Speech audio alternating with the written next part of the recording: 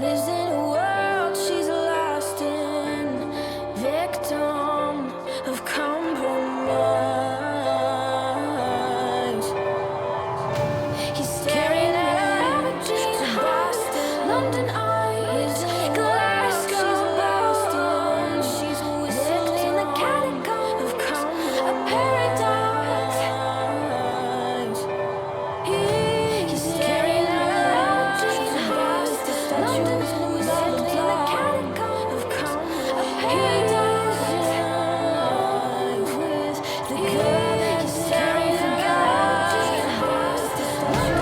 She just shakes her ears. She's falling too far. We salt in the skies. Let it taste her tears. She's falling too. She just shakes her ears. She's falling too far. We salt in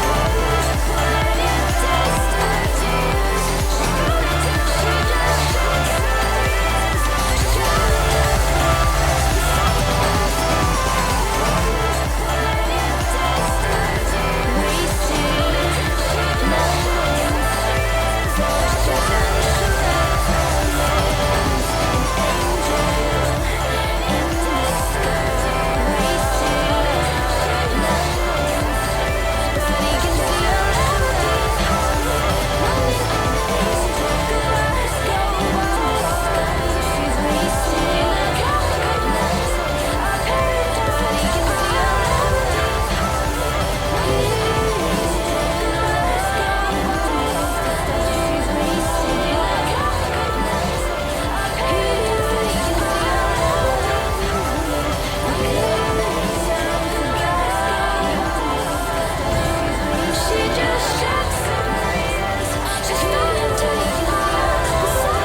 skies. Let it taste her tears. She's falling too. She just shakes her ears.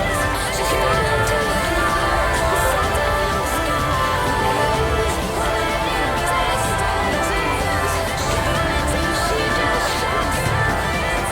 We salt in the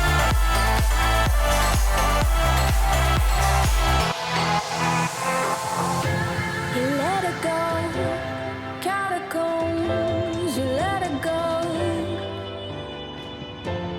let it go, catacombs. You let it go. She just shakes her ears. She's falling too far. With salt in the scars. Won't let it taste her tears. She's falling too far.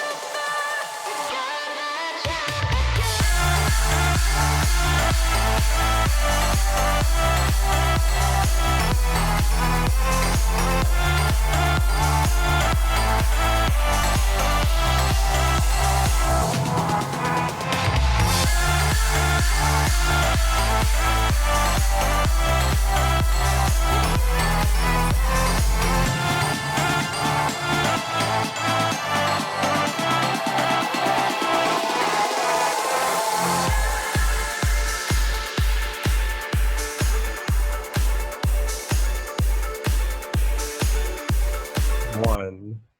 And we're back. Hello and welcome to our inaugural episode of The Drop, a weekly StarCraft 2 talk show. I'm joined today by Fear Dragon, No Regret, and Juggernaut Jason. Fear Dragon, why don't you start us off by telling us how you're doing? Why are we starting with Ravi, you know? Because he's to the right of me, he's directly across, and I just I want to see how he's doing today after work. I still think that they call camera presence, Jake, but one day you'll learn. I feel like there's some favoritism on this talk show. I'm not sure if I appreciate the favoritism. Joe, it's wonderful to be here. How are you doing today? I'm doing great. Super excited to be here, talking StarCraft 2 with everyone. Jake, now it's your turn. How are you doing? I'm not satisfied after Ravi's answer at all. I mean, really, I know nothing about Ravi's day at all. You literally didn't say anything. Can you please elaborate, Ravi? But that's the magic of You it. is really. that This is a talk show. This is a talk show, Ravi. Okay. You didn't even talk. You really didn't. No, I did exactly what I'm supposed to do. I said a All right, lot Robbie. and meant actually nothing. My day is exactly it's exactly 9 to 10 minutes long so far, and I've had to look at you guys, so it's not going too well right now. But I'm doing okay. I'm doing okay. Besides that, okay. I'm fine. Thank you for asking, Ravi. And Jason, how are you doing, man? You're coming in from Canada. Oh yeah, what's How's it up, buddy? I'm feeling? doing fabulous. Started this morning, had a bagel, played some StarCraft. Now we're here. A bagel and some Yeah, what A breakfast double, perhaps? breakfast Alright. treat was that? Listen, a, it's called bagel. Mm-hmm. And a double, right? What'd you Oh, yeah, have? buddy. I am Canadian. Oh yeah, yeah, Mm. yeah, buddy. Fucking right, mate. Fucking right. Right. Fucking right. All right, guys. So I don't want to waste too much time before we jump right into it. So I'm going to go ahead and hop right into our first topic here. It's something that I think everyone on the show is going to be pretty vested into. We're talking about the it North American StarCraft Pro related? scene. It is. It is StarCraft related. We're all vested then. Hey, I played that game. Oh my Yeah. god. I We have have it something installed. I fun. occasionally open it up. But yeah, we're going to be talking about the NA Pro scene. So as everyone knows, it's not like a secret that when it comes to the NA Pro scene, kind of like Scarlet and Neeb can really compete with all the top players. Then there's some other people that are up and coming, kind of like maybe getting to that level. Jake, I would say you're someone that maybe is getting to that level. Jason, Not there not there yet. yet. But like, yeah, I mean, you guys both have a lot of promise to make it there. But just kind of like from a bird's eye view, as two North American players that have shown a lot of promise, have a lot of talent, can you tell us what you think, like, if there was one change that could happen right away, like to the NA Pro scene, that you think would help yourself and other NA players, what would that be? Who do you want to start here? I'll let you Fresh. take it off, Jake. You look like you're itching to say something. So I was thinking this is very hypothetical, okay? But I was thinking we give Lings the ability to hop cliffs for more harassment early in game. Okay. I feel like there's not enough harassment right I'm now gonna have in the to game. bring a counter to that one and say we don't do that. Well, did he say it was your turn to talk? Okay, I wasn't done yet. Okay. Okay. I wasn't fucking done. All right. All right. We give Banelings wings too. Okay. God damn Okay. it. And we also buff the speed to maybe like Muta speed. Okay, so That what? would be good. Uh, No, but Fear- honestly, I actually think the NA scene is probably at one of its best points. The one thing I don't like is the current the way that the point system works, where like I feel like we get the same people invited to everything. I'm not saying that those people don't deserve to be there, but I feel like if they're good enough already, the qualifiers should just have more spots because they should qualify anyways. You know what I mean? But because they get invited to everything, there's no real opportunity. Like there's very few slots for new players to get in. But that's just me being a little bit picky. I really don't think there's that much wrong with the NA scene right now, and I think tournament-wise, it's very good. Like there's a lot of tournaments, a lot of qualifiers. Challenger provides some money, and some income for players that are around our level who aren't like on amazing teams, but also aren't terrible. No offense, not like terrible, but you know what I mean. You know what I mean. I know what you mean. Yeah, I, and I like the system though. Yeah. You know, I agree. I think NA has been like one of it's in the best place it's been in a pretty long time. Obviously, like this is brought up in the Reddit thread, but you know, like as like an up and coming player, like playing in these qualifiers, like seeing all these like really good players in it, it's kind of difficult to like place well. But I'm not necessarily sure that that's a bad thing either. Like, what are you gonna do about having like WCS qualified players playing in these like smaller tournaments, right? Like, you can't really set up a cutoff. Feel like if you're in WCS, you can't play. I think it's more. I think the only thing that would be different is if there was more slots, there's a better chance of getting a lucky bracket or something. Exactly. Yeah. But I think the really good players who get invited anyways, like Neeb, and will already qualify. Like they will qualify anyways. Yeah. So why do they have to be handed their spot? Like it just doesn't. It's not necessary. I don't think. and it gives other players not necessarily a lucky bracket, but you know what I mean. Like there's just more opportunities. Yeah. I think we would see more diverse qualified players, not just the same, you know, like very few. Because when they hand us like 4 slots or whatever, there's only so many people that are really good that can just kind of push everyone out that Exactly. aren't Like WCS qualified, like Scarlet. Sometimes, you know, like you see Masa and True obviously is coming in because he doesn't have any WCS points yet, so he does now, but before Montreal he had to play in all the qualifiers too. So I mean, even if you just go to like, you start listing off players, you have like Scarlet, you have Masa, you have Neeb, True, Hydra. That's already 5 people. Then you start getting like Pult or like Violet has been doing well again lately, and it's like, oh cool, you're like 2 over already listing the top 7 people, and now there's no and there's room. more for yeah. Yeah. There's like Puck, for example, is also like a pretty good contender when he's like on point, and like it's like Semper there's and no room for anyone else. there's a lot of people that are just kind of there, you know, around that level. And then there's some people that just barely lag behind that, which, like, I don't know. Those people will never really qualify if they lag just barely behind somebody, I think, because they will always get knocked out by that one person who's slightly better than them. yeah, I mean, like talking towards like when I'm like signing up for these things, like if I see like a Proxy Tempest tournament and it'll be like, oh, top 3 spots are paid out, and I look at the bracket and I see, oh look, Neeb, Scarlet, and like Puck are in there. Like I'm not gonna. Dog, don't You even know. complain. Fucking Life Hang Cup for $10. It's beyond. True. Fucking I beyond. can like beyond playing these things. That's what's Beyond fun. plays in literally fucking everything. Everything. If there was Yeah. a $5 Mexican tournament, he would be playing in it. Okay? Exactly. As long as it wasn't region locked, he would be playing in it. Yeah, it's very demotivating to see somebody like that in there, and it's like I don't really want to spend 3 hours playing this tournament for something that I'm probably just gonna get knocked out versus a GSL player, you know? Yeah, yeah. It's fucking and Bjorn just gonna do the same shit every game, you know? Yeah. But I He mean, doesn't even need to change it up. don't you think there is, Jason, something to be said? And I haven't watched as much qualifier stuff recently as I did back in maybe 2015 and 2014 because I've just been super busy. But it always felt like you would watch these qualifiers and you would see the same names over and over again. And like the biggest person that comes to mind when I think of this is like Pili Pili. Like each qualifier, like not like each individual qualifier, but like each season, he would get like a round deeper, you know, and he played in everything. And now he's one of the guys that you kind of expect to be challenger. Do you feel like kind of the players that want to make it do play in everything and like somehow manage to not find it demotivating? Or do you think things have just kind of changed since that era where we had the WCS America in 2014, 2013?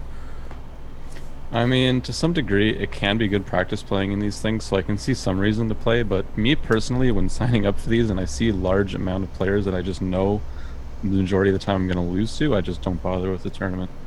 It's I don't think that's a good mentality. I think we have a tilter here.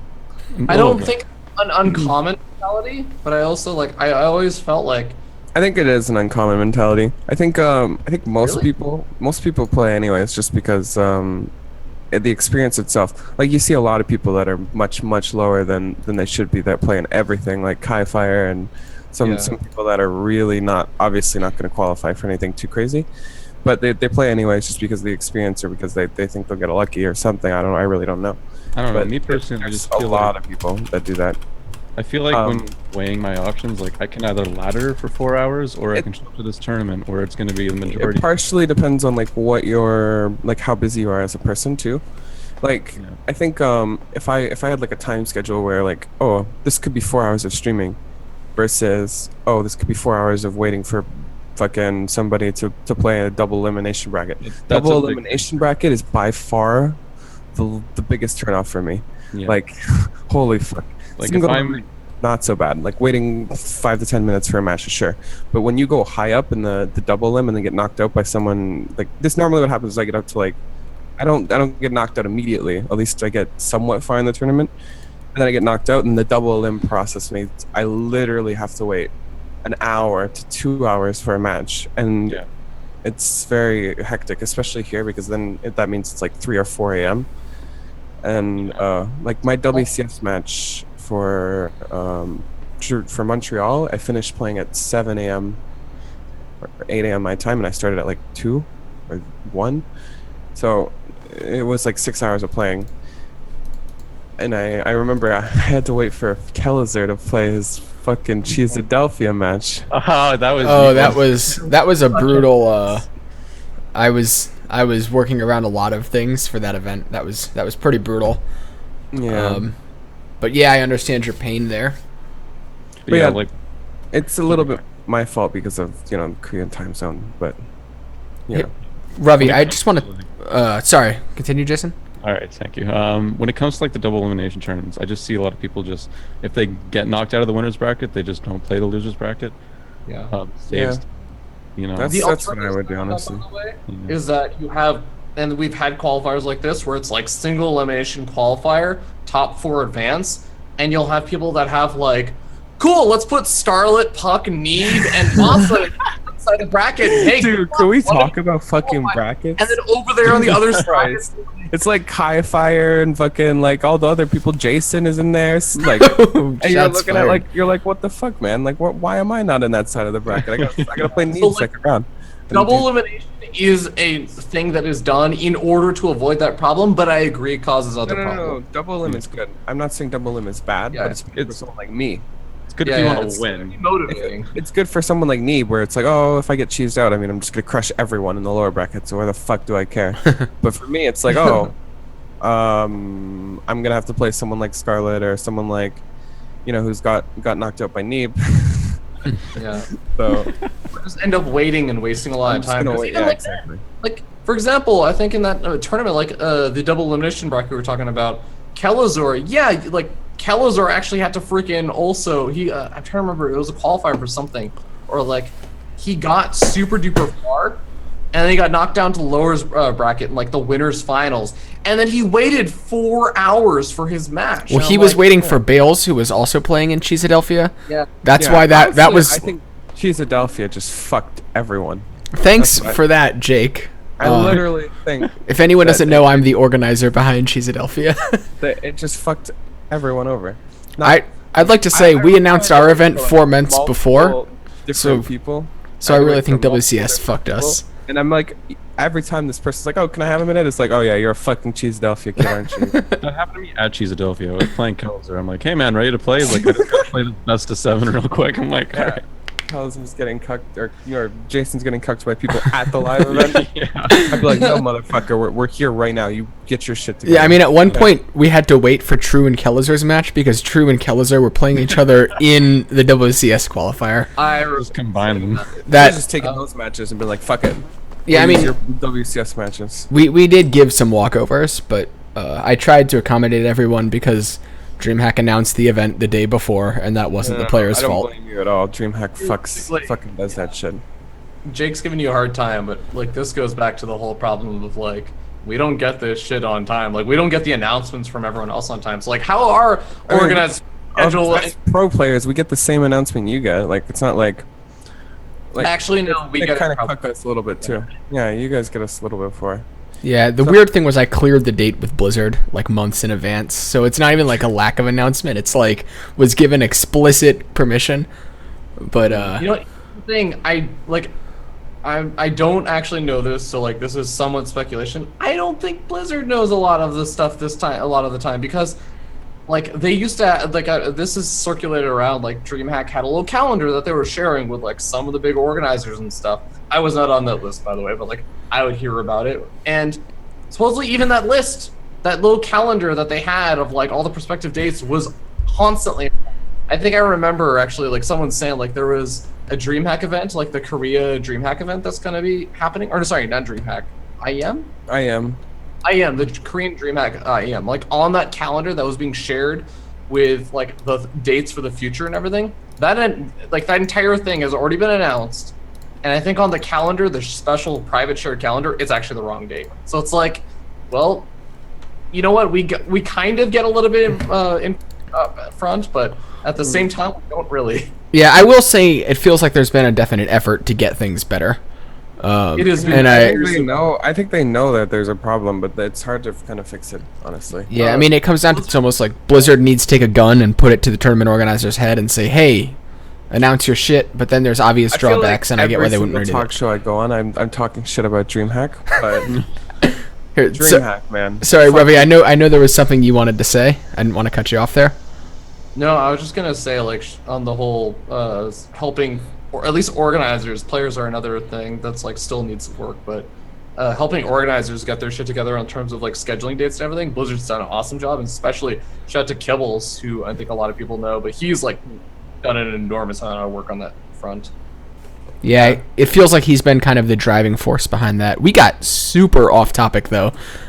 So I want to circle back to the next topic that I had there in our NA Pro Scene conversation. So it seems like one of the biggest things missing from the NA Pro Scene has been LANs. Like back in 2013, 2012, Fuck. we had all the MLGs, the open brackets, the IEMs with open brackets, where you'd see like guys that were just GMs that happened to live in local areas that were able to like go sign up and try to make a name for themselves in an offline competition. So now we have obviously like the DreamHack Bring Your Own Computers are kind of open brackets still, the King of the North, and then Cheesadelphia, and that's about it. But we don't have anything of kind of the scale of an MLG open bracket, and I'm wondering if you guys DreamHack was quite good for that. Montreal, Yeah, because they had a bring your own computer. well, yeah, plan. I mentioned that, the Bring Your Own Computer. And like, again, like this is not private information. This is literally like nothing confirmed. But I've heard murmurings from other people, including like I think Rotterdam mentioned on his stream one time, like that there's murmurings of another North American event happening before the WCS, like, or sorry, after like before the WCS Mexico thing. So like, I don't know. I think I kind of agree. I think LANs are actually quite a big deal.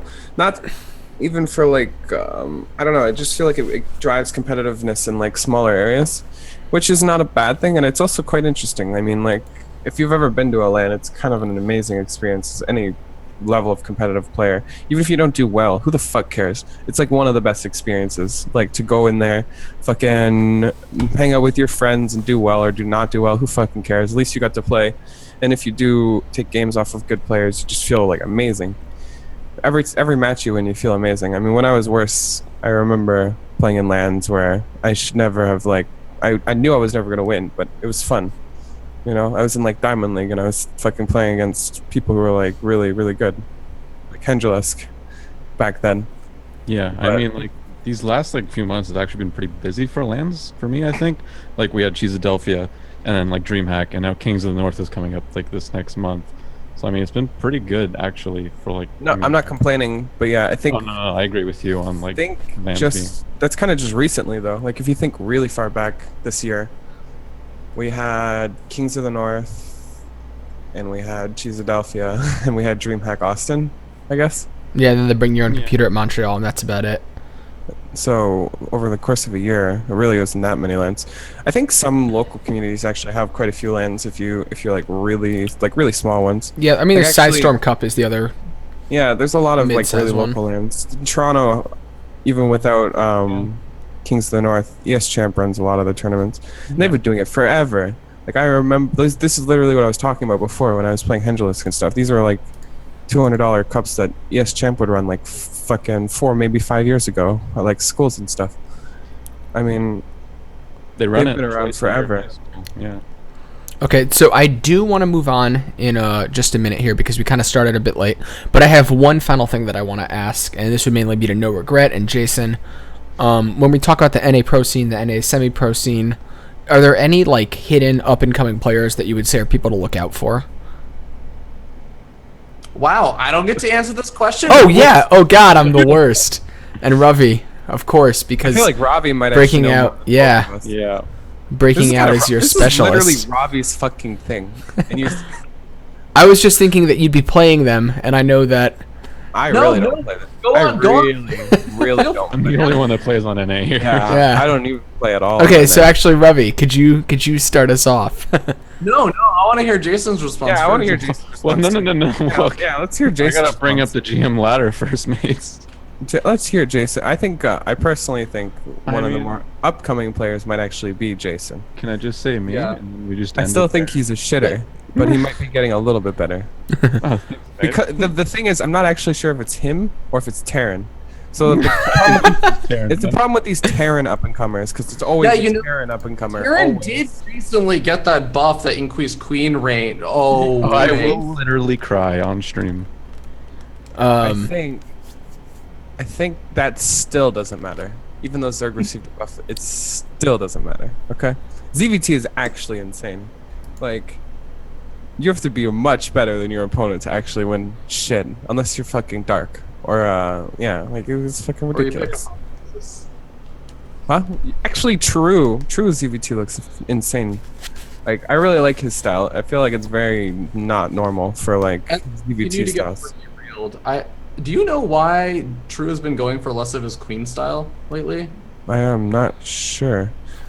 I think he still has to do it early on, or else he just dies because he likes his Ling Bane style. So he needs the queens for liberators. Yeah. But if he goes really less queens, he's just gonna die to liberators. Yeah, I've been seeing him go for less queens, and I see him die to liberators. And I'm So maybe why did he change? maybe he's trying to be greedy with it, but Yeah. Okay, sorry, Joe. I just wanted. Okay, but yeah, sorry, Ravi. Do you have anyone that you think is up and coming, kind of bubbling up, breaking out, if you will? Yeah, I would say the couple, like you already mentioned, I think Pili Pili is sort of on a down tilt right now, but like I think it's one of those like slumps that I'm hoping he'll come out of even better than he was before. But like, I think Cham is someone that has been doing especially well lately, and like, it's so funny because I think a lot of people look at him and he's like he's really not a good player or something, but like he's actually just really good at like kind of mind gaming people. He does really well in like mind large. gaming, you mean he's kind of like he's good, don't get me wrong. I think Yeah. Cham is super underrated for yeah. compared to like when you think like the top players like Pili Pili, you don't actually put Cham in that same list, but I would say Pili Pili and Cham are on a similar level. Cham beat Pili Pili in the last Ladder Heroes monthly finals. Like, I would even say maybe Cham is better than Pili, but like you don't actually list him in that list, you know, like when you list Pili, yeah. you don't ever hear Cham right I around with already Pili. thought of like Cham as like above and up and coming, like an already pro. Like I wouldn't put him in. Yeah, but that's us. I'm just saying the community definitely doesn't suggest that. Besides that one tournament he did well in, like that one Yeah. time, and then everyone Um, forgot about it.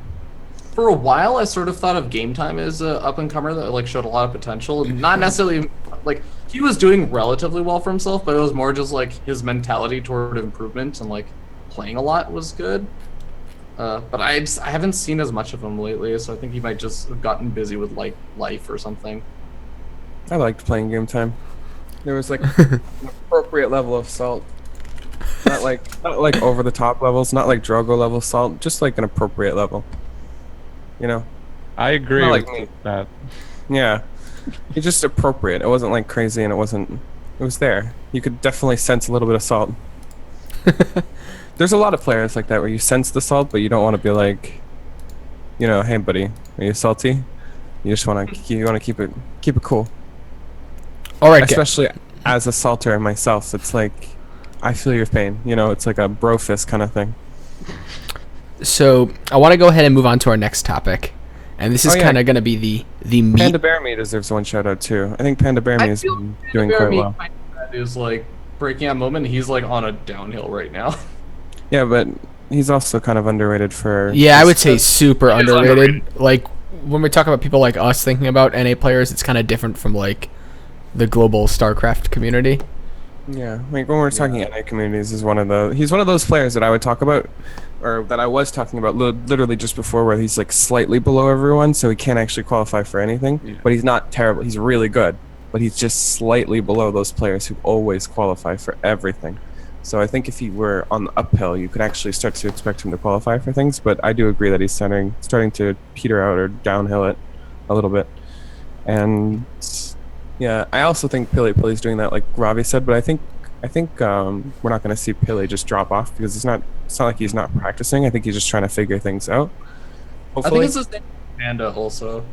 yeah. I think Those both top- of those players aren't mechanically getting worse, but more like they have to step back and look at the game a bit more.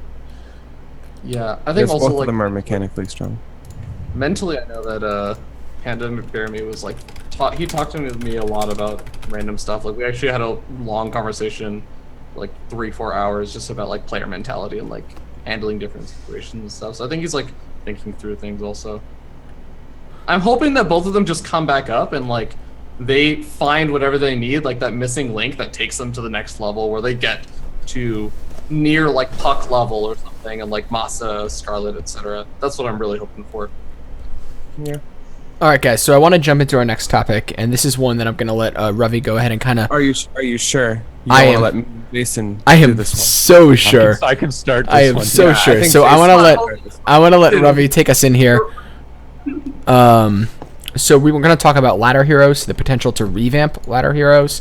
Oh, yeah, this is a Jason question. For Some sure. of the frustrations that we've been dealing with, or that Ravi's been dealing with rather, and kind of what you're thinking about making happen in the future. But for the viewers that maybe don't know what Ladder Heroes is, can you give us like a bird's eye view of what it is, and then how it changed with the revamp and some of the challenges you've faced since then? What? There's Yeah, a so- revamp. The Ladder Possibly. revamp?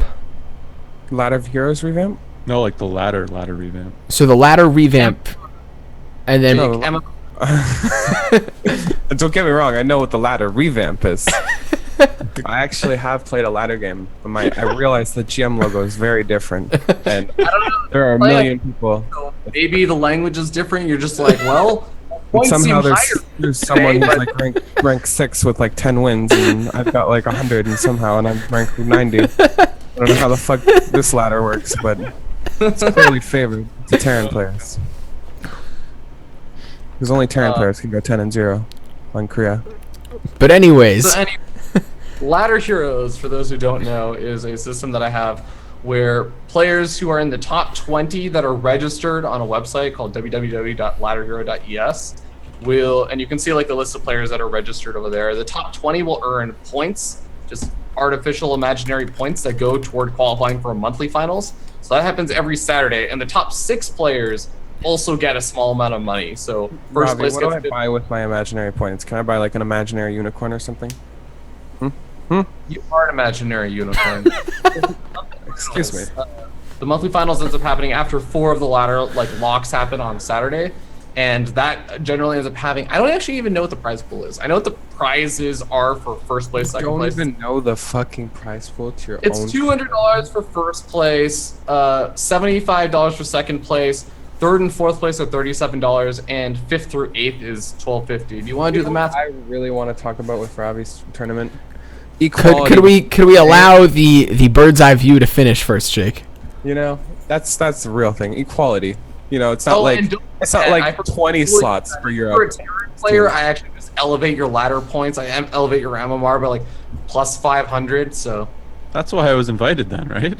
yeah, that's why you qualified, man. Congratulations. But no, that's like the general idea of it. And it happens every single month. So the idea was that it was supposed to be a increase in ladder competition, the competitiveness of the ladder.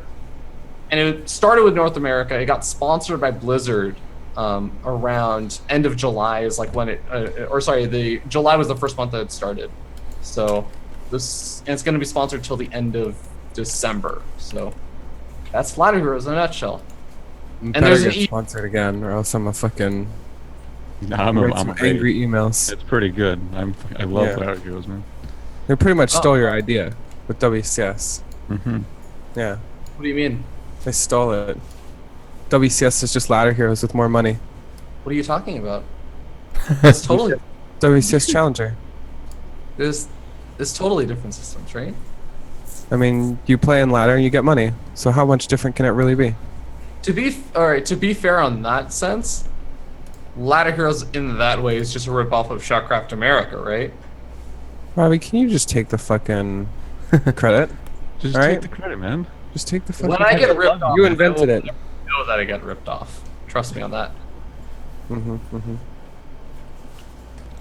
Cool. So as people may know, the ladder revamp recently changed how things work. Everything works by MMR now. And basically people have been saying there's some frustrations associated with this. You can kind of camp at the top from inactivity. And I've seen people complaining that it demotivates people to play ladder heroes. Or to kind of treat ladder heroes seriously. Have you been getting that feedback, Ravi? I get really weird feedback because it's one of those things where it's like, I'm a software developer, so I think of it like this. If you're an app developer, so you're like making a product, you will generally only hear from the people who are really pissed off about something, or people who are like unbelievably passionate about it. And like the odd thing is also because Ladder Heroes takes place on the ladder, I don't just get feedback about Ladder Heroes, I get feedback about the ladder. I get people messaging me all the time like, man, Fear Dragon, this ladder hero stuff is a problem. I'm like, what's the problem? Like, let me know what I can do to fix it. Well, you see, it's showing I'm losing too many points when I lose. So like, I just keep falling in rank. It sucks. I'm like, Those people I have don't the know. right idea. I'm gonna start exactly- complaining to you about adepts and shit too, and Terran. Yeah, man. seriously, like I You know, feel like Even though you people- can't help, you just something, vent to you, Ravi. They just want to vent. You're kind of like the social worker in StarCraft we all need, because all of us It's- think we're going crazy sometimes. And it's like, who I need to talk to right now? Ravi. Ravi, fuck Terran, fuck adepts, fuck Sun Station, and fuck David Yo, Kim. I Yo, thought you fuck would the love Desant Station, Desant right? I thought you would be the man who loved Desant Station. I Yeah. love the Sun Station. Proxy I'm just Golds like, at their of course base? he does. That sounds like really no Like, regret. You think I don't love Desant Station? I love Desant. If you watch me, I never veto that map ever. Love watching your stream because you played Desant Station. I love It's that. the shit. only one. My favorite map. I think what were we talking about? Ladder heroes. So let's say to start, guys. To start, let me ask. Just The feedback. yeah, feedback. So I do get feedback sometimes, like from people who do say things like it's not exactly super motivating right now to play because it's sort of that situation where let me put it into perspective. With the last old ladder system where you had points, that also had problems, but the way that worked was you would only play if you really wanted to play optimally. You would only play when you had bonus pool. Because the reason why was that if you had bonus pool, you weren't going to lose points. You weren't going to drop in rank, which is a really, really big deal. Yeah, And but there's a problem with that because if you're just Yeah, Let Why? Ravi finish. Let Ravi finish. it was a huge problem with that, and that's the fact that you would only ever play with bonus pool, and there were like problems with that in some other ways, but like with the new system, what ends up happening is you have MMR, there's no like safety net of like I play a game, like I'm either going to lose points or win points. And a problem that both of these systems ends up having. So what I was trying to say though is that because of also the inactivity thing with the current ladder system, you only have to play like a very small number of games and you just remain in GM. But both of those systems also had another problem where whenever you win games, and this would happen with the point system too, but it also happens with MMR. If you're a top ranked player, most of the time you're playing versus much worse players, and you chance losing like 30, 40, 50 points, but you only stand a game like 2 to 3. unless you're Terran, then you don't have any real chance of losing. Or unless you make Yeah, Ultra, exactly. you don't really have a Exactly. chance either. of losing. Ultras, you know what Ultras don't do? Kill Liberators. Die? Yeah, Oh, you'd be right. surprised. But the problem Has being- anyone seen an Ultra kill a Liberator before? Is it just Continue, Ravi. The problem with that is just that with the MMR, with the point system, at least there was a reason of I have bonus pool, so even though I risk losing a lot of points right now, I still have a reason to ladder because I basically get free games where I can afford to lose a game, and I'll just go from my bonus pool, no harm done. But now with the MMR system, there is literally no reason to play if you're a top ranked player beyond just the minimum number of games. You just sit there and play as few games as possible, and that's your actual best chance of maintaining that spot. I can help Ravi out here with some examples. I have the GM ladder open right now. Just gonna spit Yeah. off some names here. So looking at the top 16 players, about 70% of them have under 50 games played this season. Huck, the guy that doesn't even play StarCraft anymore, he's ranked 13 in NA. I had an awkward thing where I was like, "Hey, Huck, you qualified for Ladder Heroes Monthly Finals." Like, I haven't played for. Actually, this is another problem. I have been asking the top 6 players for replays to cast, and I'm like, "Hey, send me a replay from like your last week on the ladder." I've had players that I have to reach out to every single week, and I'm like, "Okay, send me a replay from like any fun game that you had last week on the ladder." It's like, I didn't play ladder last week. I'm like, "Hey, what about the week before that?" I didn't play the week before that. I'm like, Yeah. the hell are you like ranked 3 right now? Like, insane. I'm ranked 16 with 14 games on NA. Yeah, Nice. you are actually. Feels good. 13 and 1. And I'm sitting there ranked 29 with like 500 games. I'm like, nice. No, The never real mind. You ladder play- heroes are getting it in here. So I just saw a solution in chat, and I don't know enough about how points work at the top level to know if this is like good or stupid. But someone said, what if you add your MMR in points? Is that like a crazy off-base idea? Add your MMR and Pretty sure it because just then- if becomes- you're Because doing then it's a that, mix of yeah, it's MMR and activity. Well, can you lose points, and does the points, if you go to 0 points, does it take from your MMR at that point? Because, like, well, I was saying, like, at some point you're rewarding MMR and you're rewarding activity. If you're doing that, you're just saying that mass games gets rewarded. So you should just go back to the point system because that's all the point system really rewarded was massing games. So, like, what's the points difference between like a top 25 player and like a top 1 player in the old system? I mean, honestly, there's still a multipliers point. round There's still a amount. points number. Like there's still, even though We we're have going by points, MMR, yeah. there's points. So if you really wanted to, you could just go by like points in. Yeah. That And that's was- what the whole thing about like revamping ladder heroes was about, was that I was considering just going back to using the old point system. Because for example, True right now would still be at the top because True is a freaking badass and he actually played constantly. But Hydra would only be sitting on 1,000 points because he's only played like 30 games this season. And like you have a bunch of people moving around based on how many games they'd actually played, as well as some degree of skill, actually like winning games. Right. Yeah. I think if points mattered, like, you can just take the points from the current list. Like it's no real difference. Yeah, there's nothing we can do because we're not Blizzard, so we can And I This don't is- think revamping the ladder back to points is good. I honestly think the MMR-based system is fine. Like, really, ladder doesn't matter that much, and the MMR point-based system just kind of says where everyone is, MMR-wise. And that's all it's supposed to do. Like, if you're going to use it for qualifying stuff, then maybe you should use points. Like, I'm actually not sure if I agree with WCS being MMR-based and not point-based, because I feel like it really...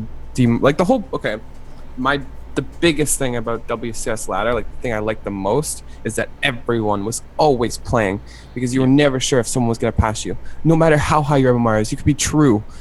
People were playing so much that you could finish Okay. rank 1 and be ranked 20 the next day. So That's like, not true. That's not true. There was straight up, and this is me coming in as the person who watched the ladder on a daily basis. There were a lot of times that like people would just see Neeb and he's like, Neeb is 400 points ahead of everyone else. okay, one person then, sure, but everyone else was There's, like, not. yeah. That happened Like, with top especially- two. Like Okay, multiple. Bradley, especially the bottom 8 of the top 16 was very like Okay, volatile. yeah. The But you last had to few play. hours of that is The the la- best of ladder. Yeah, but if it's the MMR based system, it won't matter at all. Exactly. Like it'll be like 4-ish people trying to play a lot, and then the rest are just Yeah. completely inactive. And because they are inactive, the 4 people who are playing are gonna have a way harder time actually getting points in MMR because they're gonna be playing people way lower than them, or the people that they're trying to play against. Whereas they get points and you lose points. It gets very hectic compared to the old system where you could play like everyone on the list except for maybe the rank 1 player who doesn't really have to play. It's just that's how I feel is what's going to happen with WCS. I don't know exactly like the challenger system, but I feel like it'll be like 4 people really trying and then the rest Yeah. are just kind of there The because competition's gonna go away completely. So yeah, and given that's all that I liked about it. given that the competition's going to go away, would you guys rather see a return to like old school traditional qualifiers, or would you say stick with points even though we're ranking the ladder by MMR, or something else completely? Just opening the floor up to discussion here. I wouldn't mind just having both available to see. Like, I'd prefer to have points for the ladder, but like have the MMR, like you can see it for everybody, you know? Yeah, actually, yeah, I agree. Why can't we just see the MMR? Like, We don't MMR have to rank is- by MMR. Yeah, but just see. exactly. I think people weren't really saying the ladder should be ranked by MMR, but the fact that you can see MMR and have it visible is kind of a cool thing, especially when you're going into score screens where you see your MMR Yeah. versus your opponent's MMR. But to rank the ladder drives activity way down by MMR, just because you really don't need to play. Like, you don't need to. You really don't need to play at all, ever. But when we're going to WCS level, where there's going to be people with like 2,700 MMR, and which is quite a lot higher than like some people have sat at the same MMR all season without playing anything really. Yeah. And even people who get knocked out, like, because with a point system, you got knocked out, it's like not only a big deal because you have to try and find a way to get back in, you have to find someone's spot you can take and everything, but on top of that, you would lose a ton of your points. With MMR, literally, if Hydra makes a mistake and drops out, and this did happen, Hydra dropped out of GM for like 3 days, and you're like, oh, I dropped out of GM. Yeah, He was like yeah, back yeah. at number 6 as soon as he gets back in. I agree. that's I don't know good. if that's good. The 'Cause- other way, the old system was way different, where you would literally but- start at 190. But you would start at 190, but I think the biggest problem with the old system wasn't that you would drop out of GM. It was the fact that getting back in was such a difficult thing. It was like impossible. Yeah. You just have people who are locked out of GM, but that's not the case anymore with the new system because it changes every single day. I never thought it was hard to get back in, ever. Really? But then again, I could literally leave. For a leave top one 16 rather. player, it's not hard. Yeah, like I I think even for I honestly think we're the reason why it's hard to get in, because if we're sitting around the GM promotion level and there's one spot and we have like a fuck ton of MMR, the other people can't get promoted in until we play games. Or Yeah. and it's really weird how that one there's- spot works. I really don't know Yeah. how Blizzard makes that one single spot work. But when You- there's See, one I'd say open go back spot, to the it old doesn't system. work. Sorry, go ahead. It doesn't work the way you think it would, where like the person playing is most active gets that spot. It really doesn't. I don't know why. But I was I gonna really- say you have kind of like the Hitman thing, right? Where like given like 3 hours, you're gonna grind out a lot more games than most people because just you tend to play pretty aggressive. I don't even mean that in a bad way. Like I think it's really fun to watch, but like you don't like use Hitman, man. I mean, Hitman doesn't play as much StarCraft anymore. You could Yeah, I use know. At JQ. all. He doesn't play them at all. yeah. But- Hitman. But yeah, I just when you said it's super easy to get into GM, the first thing I thought was, well, if you're playing super aggressively, you're gonna get more games in like an 8-hour ladder session or whatever that is. Yeah, I mean, I just never thought of it, but I can see why I'm a little bit different than everyone else. I mean, at the Um, end of a ladder call, like Challenger and stuff, that's what I feel like I saw a lot of. I saw a lot of people on all inning.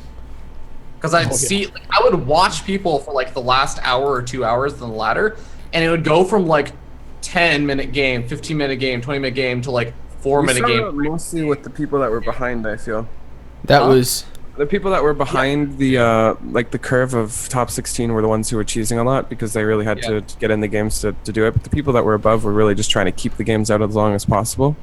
Mhm. So it was quite. It was yeah. I did It a was whole quite stream where we scumbag. watched the ladder for the last 2 hours of it, and like it was funny seeing these guys like just cannon rush people for like 3 hours straight. Yeah.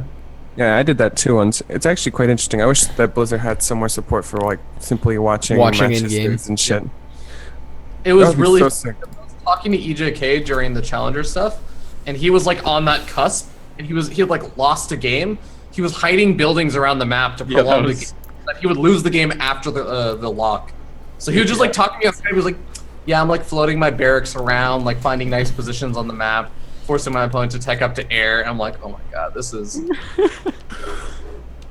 next level." It was entertaining. That was like the best part of it, though, right? Like I was like Yeah. watching people that were like under me. I'm like, if this guy wins, I'm out. I'm out. the hard Bill- part is no one wanted to stream it. Like how much fun would it have been if like everyone was even if they were streaming with like 5-minute delays, so there was no I thought interaction. that too. I think it'd be really cool if Blizzard not forced it, but incentivized streaming with a delay on Challenger Day. I How don't would you do that? like. I don't know. Say. Say literally I- just say if you stream with a delay on Challenger Day, like we'll sponsor you and you get like $100 or something. Like that's an easy way to do it. Yeah, like I don't know, something simple like that, or even just like they put you on the spotlight for whatever. I don't know. I'm just in theory. Yeah, now that they're promoting stuff, Spotlight's actually like a pretty powerful tool they could use. I think it'd be interesting though. Like even if we had a couple, it doesn't have to be every single player, but if we had like 5 streams to watch that were all competing for WCS, then we'd have some. The thing is, we'd have overlapping players, which is really cool. Like watching 2 streamers play against each other is actually quite interesting. I don't know if that's ever happened to you, but like it's really cool when you see like someone hit someone else on stream and you're like, oh shit, I know that person. You can go to his stream and you have like 2 perspectives or whatever. Yep. It just drives viewership for everyone, especially when you're sharing it with other people. Like if I play Rotterdam or something and I'm streaming, like my viewership goes way up because it's like, oh, all these people are like, oh shit, I know Norrigan, I'm gonna watch the stream for a little bit, and it's never a bad thing, really. Yeah. Cool. But it would be cool if they could, and then you'd have other people who could potentially do some really cool content stuff. Like if Ravi was able to restream streams and just kind of, I don't know, like I could Yeah, see a lot of I've potential. actually like requested players like, "Hey, can I just restream your stream and like commentate or something. I would Yeah. I would do stuff like that more often. Yeah, you could do stuff like that. That would be really cool. I think that would be really beneficial. Like if Ravi could just restream and commentate from other people's perspectives. If you can just go through all the streams like on the last ladder lock day and just go to that guy's stream like that and like like keep Yeah, up. it would be cool. If everyone was streaming, that would be amazing. Jake, let me That'd be the dream. ask you. Or sorry, Ravi, do you have something to say? Oh, I was just gonna say Breaking Out used to have ladder qualifiers, and I remember because Breaking Out was like, fuck it, who the fuck cared about it? So like, people would still ladder like stream that stuff, and I remember like I got to actually sat through and watched players' perspectives for like an hour and a half, and I like cast a bunch of Ruff's games just playing through like his perspective and stuff. Jake, would it demotivate you to play ladder? And Jason, feel free to jump in too.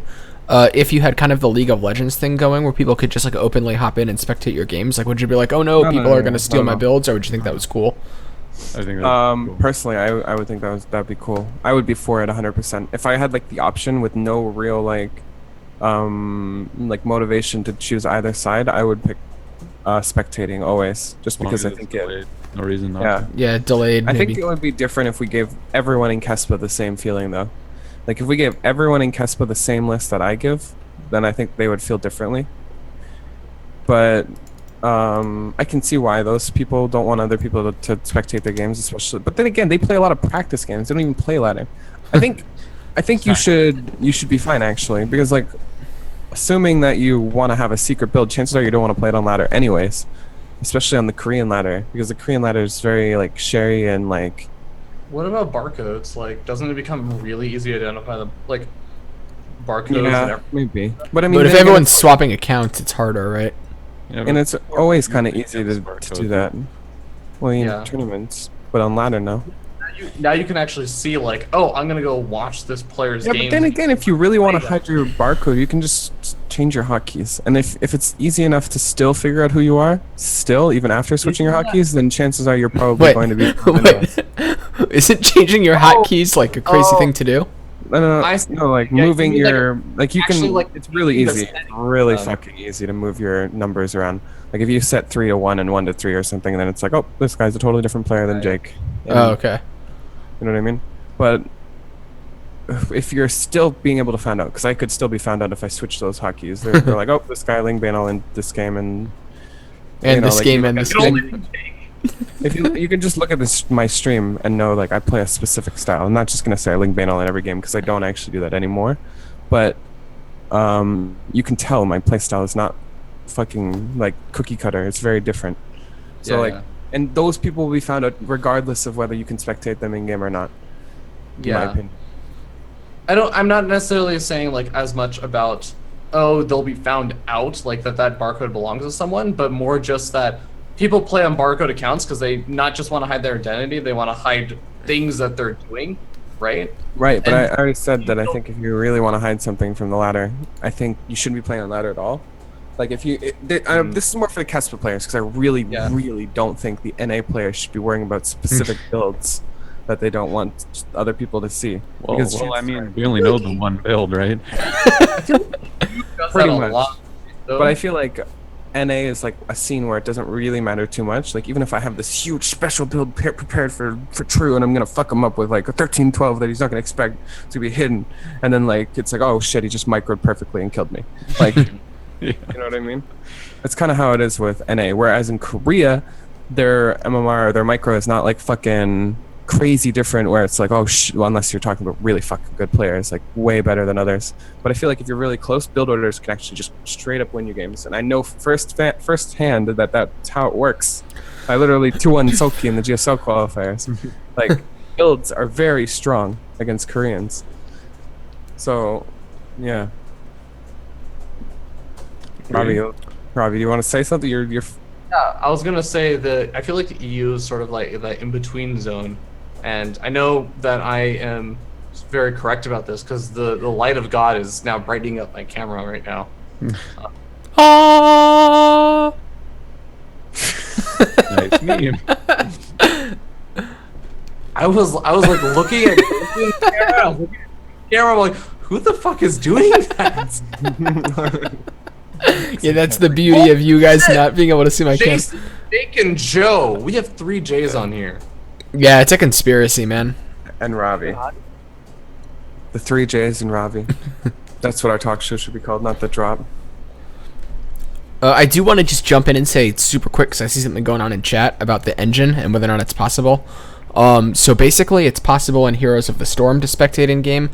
They said it could be backported to StarCraft 2 if there's enough demand, but just because the games share an engine doesn't mean it's as easy Why can't as they copy just and make paste. just make it so you add people if you want them. If they're in your friends list, they can spectate you. Period. We're It's fixed. Everything Because is it's good. not that it's not that simple. Logical problem, not a social problem. As Yeah. Much. I'm not like a super accomplished developer, mean, but like- it's No, you no, can't no, just no. pick up the It's code not- and bring it over. Fuck it. All right, please. Blizzard can definitely put spectating in the game. Okay, it's not like fucking science. It's not fucking rocket science here. It's really simple. They put it in fucking Heroes. put it Right, in but it's Hearthstone. they have XYZ resources, and it's a question of is it worth those resources. They've already Jake, said I'm it's gonna- possible. I'm actually gonna call bullshit on that. As a software developer, it's actually kind of fucking hard. Ravi, it's not impossible. It's really not impossible. Yes. So okay, yes, I agree. Blizzard could do a lot of things. How do you want Blizzard to use their time? Yeah. Yeah, they've got so many fucking developers. Okay, it's not impossible. to fucking sit Literally down, just Robert. every developer Robert, your job is to fucking You put in work for- spectating in the game, Robert. Jason's gonna work for Ma- Blizzard. Did you ever think maybe in 3 years ago, if they sat Robert down, let Robert fucking develop the fucking spectating shit, that it would be done already, and they would only had to pay one fucking guy, Who's Robert. Robert? Wait, yeah, I was gonna say, who Robert is Robert?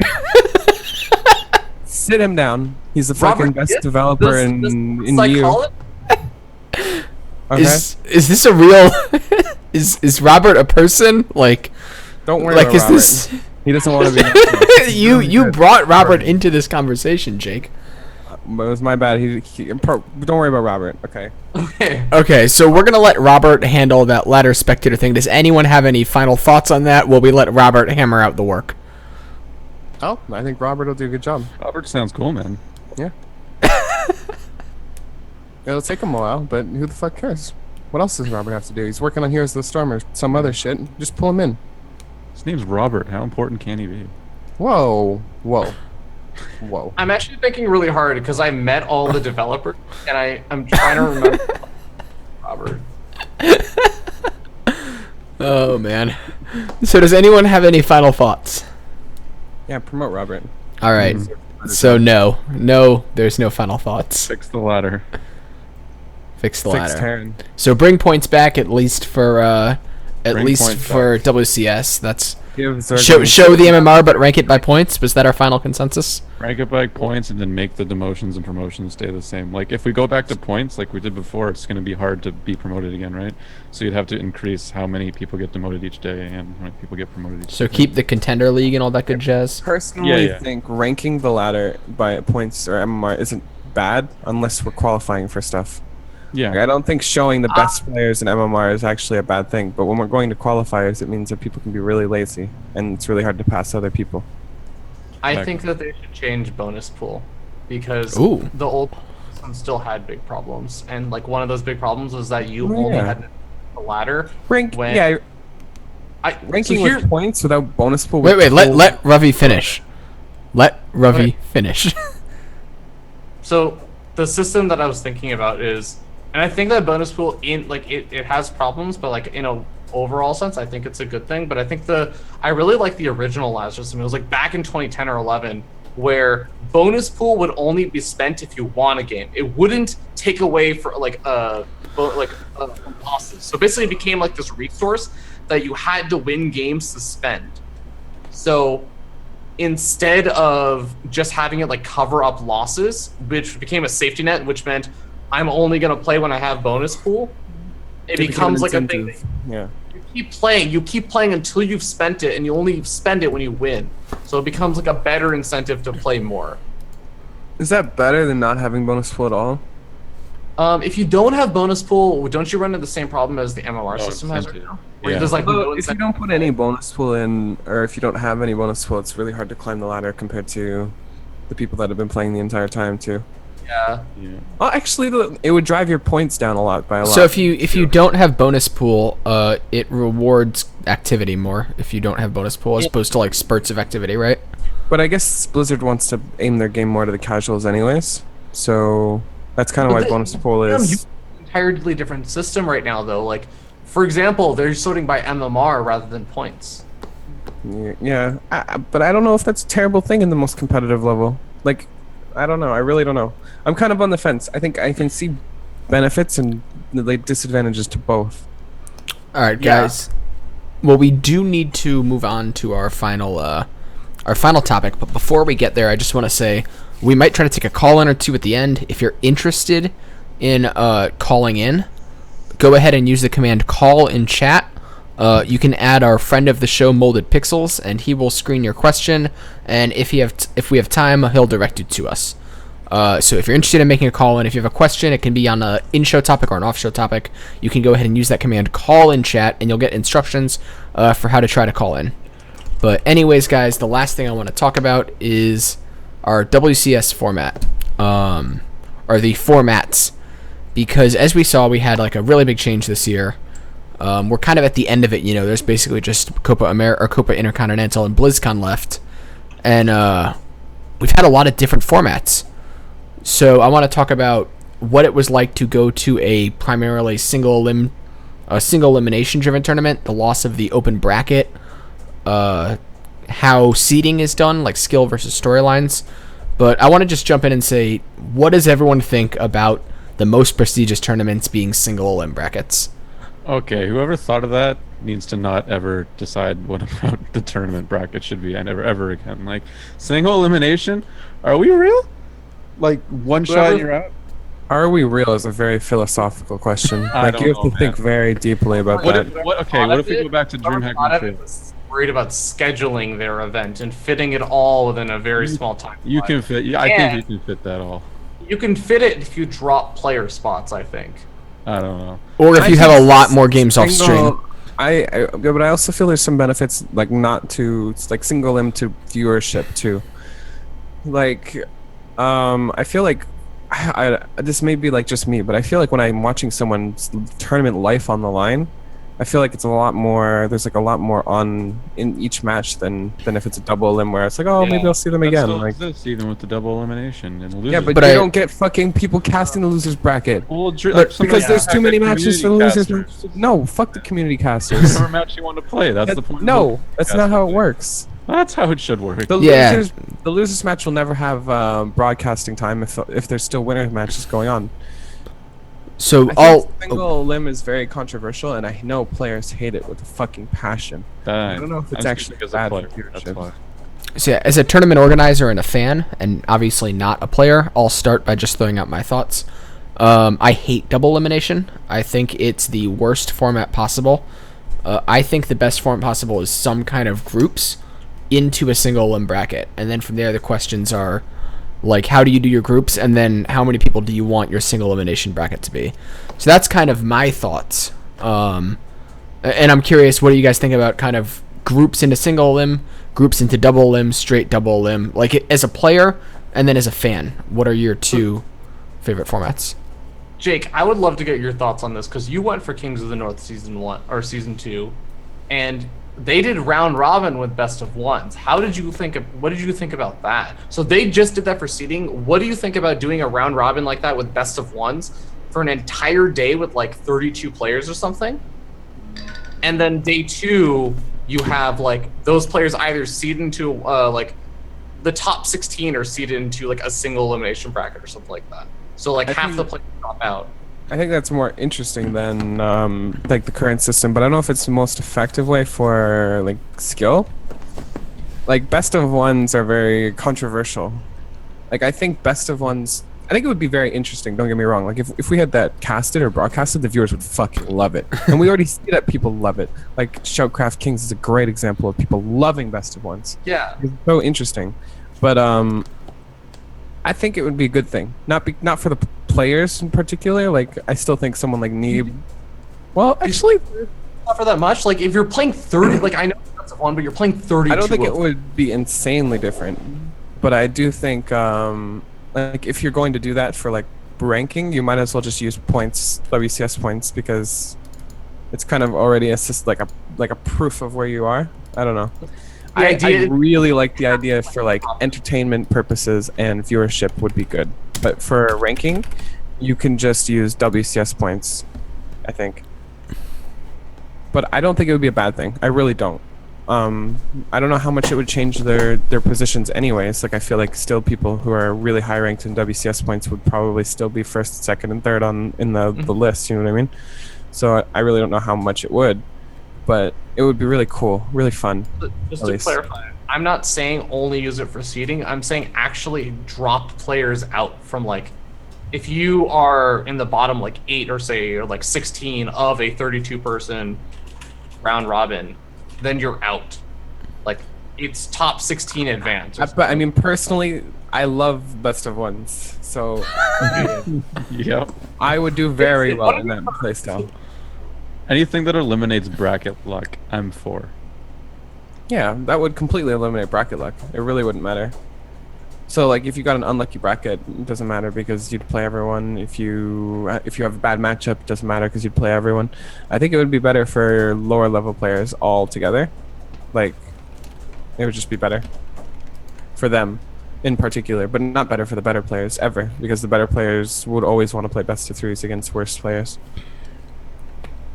That's fair. So what do people think about like the I guess the two biggest examples of it, I'm gonna call it pool play, like DreamHack Winter and then the second season of SSL, because I feel like we kind of hit, I'm gonna call it a rut where pretty much every tournament that has groups does GSL groups, right? You have 32 or 64 or whatever groups, they're double elimination. You play it, you get out, you get seeded into single elim, yada yada yada. DreamHack Winter had like these deep pools that reminded me of like an FGC or a Smash tournament, you know? And SSL had the same thing, and they had kind of a different format. Do people think there's like variability room in group formats?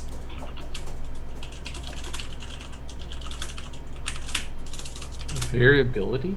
Like room for formats besides the GSL groups? Because like I said, I mean, you see in pretty much every tournament you have GSL Little groups.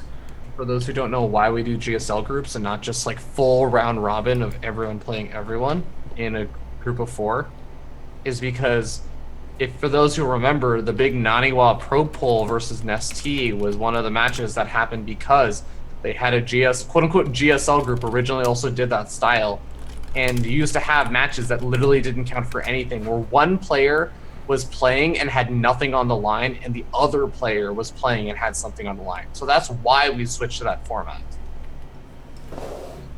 Right, That's but a really scary situation where you have a player that cannot qualify. It is impossible for them to qualify, or they've already qualified, and now they have to play versus someone who might be their friend, and they're like, you know what? If I just throw this game, my friend will qualify.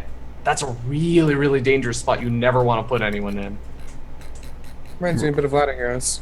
Oh, Haha. I saw that happen in Ladder Heroes now that you mention it. Like Yeah. literally friends queuing up with each other and like cheesing them for like Yeah. Hey Jake, you've just been banned for Ladder Heroes. Thanks for Oh, letting I- me know that you You do mean, it. will I be banned of the Korean one or the NA one? Yeah, I know. You were talking about how you were, what rank you were on North America. And I was like, wait a second, I didn't see one. Oh god damn it, you have another barcode. I swear to God, this kid, by the way, when he used to play for Ladder Heroes, it was like every single month. Hey Jake, I noticed you have another account in GM. And the other one is falling down to like fucking Silver League. Do you want to re-register your account for Ladder Heroes so you're actually using the one? You're using your real name. Like you're not even using an alternate name. You're saying no threat on like 5 different accounts. Why don't you just use the same account?